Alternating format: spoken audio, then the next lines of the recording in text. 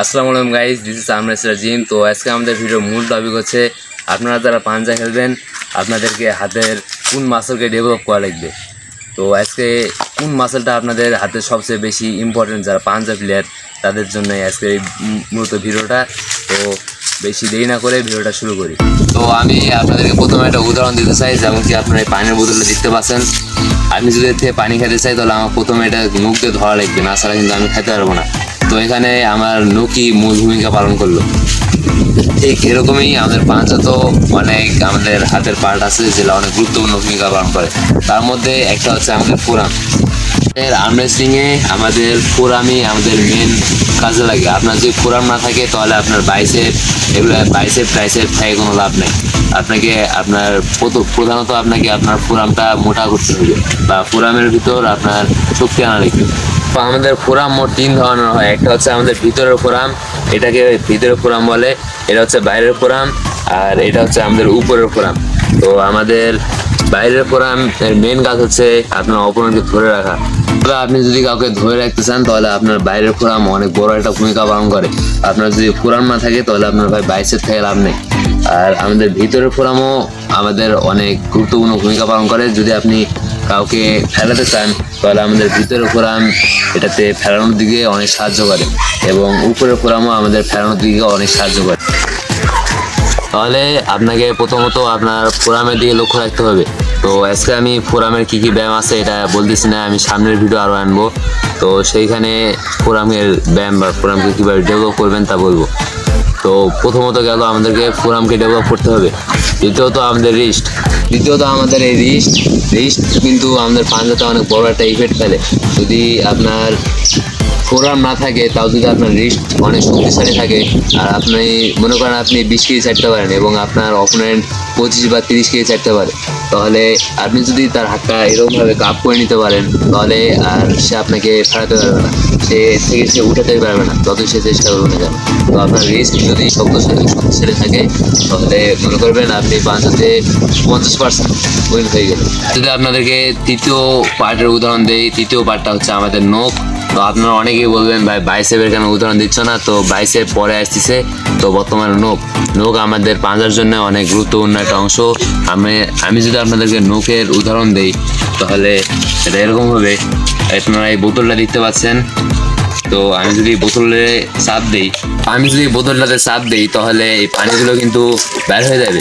তো ঠিক এরকমভাবে আপনারা অপোনেন্টের হাতকে, তো ঠিক ওই বোতলের উদাহরণের মতনই আপনার এই পাঞ্জার ক্ষেত্রেও পড়বে।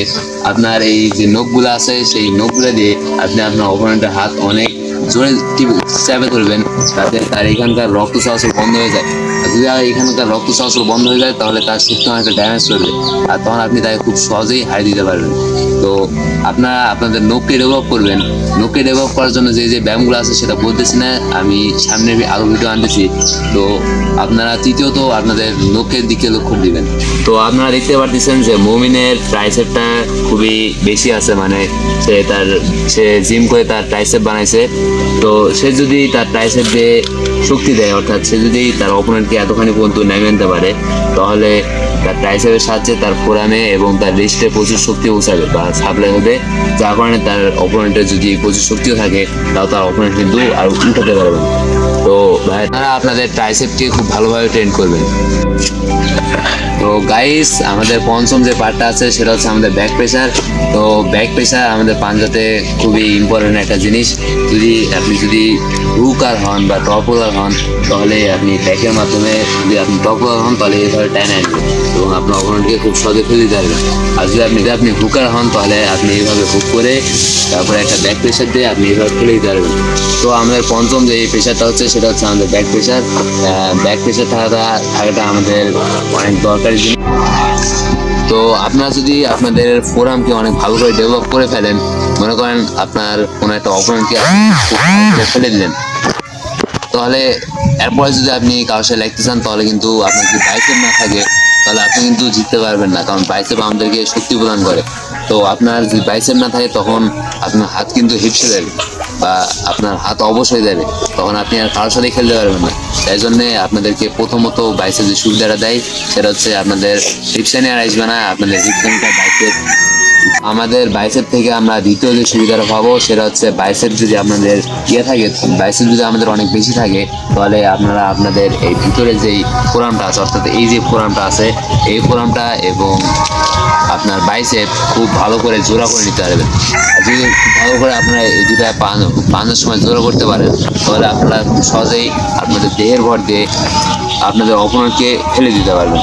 তাই আমাদের বাইসেপ আমাদের দ্বিতীয় যেই সুবিধাটা দেয় সেটা হচ্ছে আমাদের, তো আপনাদের বাইসেপের যেই বাইসেপটা যদি আপনারা ট্রেন করেন, তাহলে 3 নাম্বার যে সুবিধাটা পাবেন আপনারা, বাইসেপ যদি আপনারা পাঞ্জা খেলেন তাহলে কিন্তু আপনাদের বাইসেপে অনেক পেইন আসে।